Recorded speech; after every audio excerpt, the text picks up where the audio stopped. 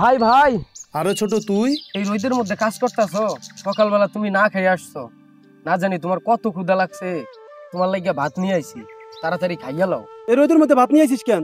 চল চল গাছতলায় যাই। তুই জানোস না তোরে নিয়ে আমার কত স্বপ্ন। এই ছোটবেলা থেকে স্বপ্ন দেখতাছি আমি এক বড় অফিসারের ভাই হমু। সবাই আমার কইবো ওই দেখ অফিসারের ভাই, তখন আমার গর্বে বুকটা ভইরা যাবো। আচ্ছা ভাই, এই রোদের মধ্যে কাজ করতে তোমার অনেক কষ্ট হয় তাই না? আরে না বোকা, কষ্ট হইব কেন? তুই যখন বড় অফিসার হবি তখন আমার সব কষ্ট দূর হয়ে যাবে। মা মারা যাওয়ার টাইমে কথা দিছিলাম তোরে আমি মানুষের মতো মানুষ বানাবো। আচ্ছা শোন, আমার কাজ করতে হইব, তুই বাসায় যা, আমি কাজ শেষ করে বাসায় আইতাছি। আচ্ছা ভাই, ঠিক আছে। আর শোন, সাবধানে যাই। ঠিক আছে। এ চাচা, একটা ব্যঞ্জন দেন। খারাপ বাবা দিতেছি। একটা সিগারেট দিতে এতক্ষণ লাগে? তুমি চাই বলো ছোট ভাই না, তোমার ভাই আমি একটা সালাম কালাম দেয় আর তুমি এইসব করে আপনি তো জ্ঞান দেওয়া লাগবো না। এই নেন টাকা রাখেন, আইছে আমার জ্ঞান দিতে।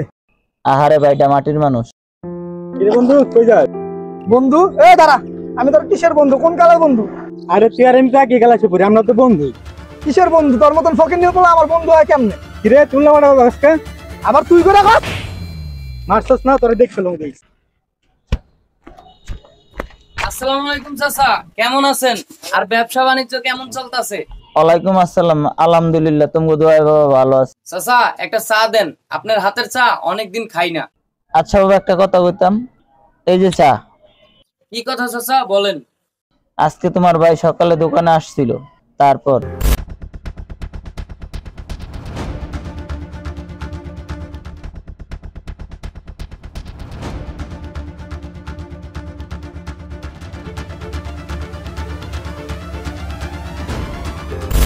আচ্ছা চাচা, আমি বিষয়টা দেখতাছি, আপনি মন খারাপ করেন না। ওর হইয়া আমি আপনার কাছে ক্ষমা চাইতাছি। তাহলে আসি চাচা, আসসালামু আলাইকুম। আসসালামু আলাইকুম ভাই। ওয়ালাইকুম আসসালাম। আপনার ছোট ভাই আমার ভাইডারে মাইরা দেন কি করছে। আচ্ছা ভাই, আপনি মন খারাপ করেন না, বাসায় যান, আমি আজকেই আর একটা বিহিত করতেছি। পরে নিয়ে যে কি করি। আরে ভাই, তুমি এইখানে আর আমি তোমার সারা গ্রাম খুঁজে বেড়াইতেছি।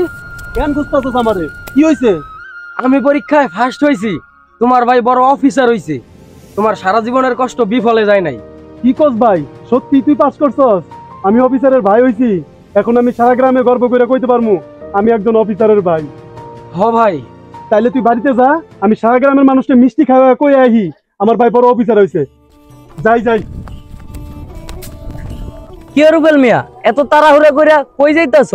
আরে ভাই আপনি দেখাবে ভালোই হইছে, আমার ভাই পরীক্ষায় পাস করে বড় অফিসার হইছে, তাই মিষ্টি কিনতে যাইতেছি, গ্রামের সবারে খাওয়ামু।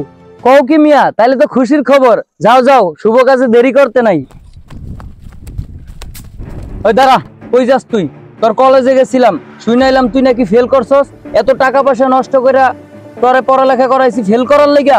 পাশের গ্রামের রুবেল মিয়ার ভাইয়েরে দেখ, দিন মজুরি করে লেখাপড়া করাইছে, সে আজকে বড় অফিসার। আর তুই কি করলি? তুই যখন যা চাইছস তাই দিছি, তোর কোনো কিছুতেই কমতি রাখি নাই, তারপরে তুই ফেল করলি। তোর কারণে গ্রামে মুখ দেখাতে পারি না, তখন যেখানে যাই তোর নামে শুধু বিচার আর বিচার। মানুষ ঠিকই বলে, বেশি নেতায় দেশ নষ্ট আর বেশি শাসনে সন্তান নষ্ট। তোরে নিয়ে যত স্বপ্ন ছিল আজকের পর থেকে সবকিছু ভুলে গেলাম, থাক তুই। অশিক্ষিত সন্তান থাকার চেয়ে নিঃসন্তান হওয়া অনেক ভালো, কারণ আমরা সন্তানদের অতিরিক্ত ভালোবাসতে গিয়ে এতটাই প্রশ্রয় দিয়ে ফেলি যে যার কারণে সন্তানরা অন্যায়ের পথে চলে যায়। তাই আমরা সচেতন হয়ে সন্তানদেরকে সুশিক্ষায় শিক্ষিত করে তুলি।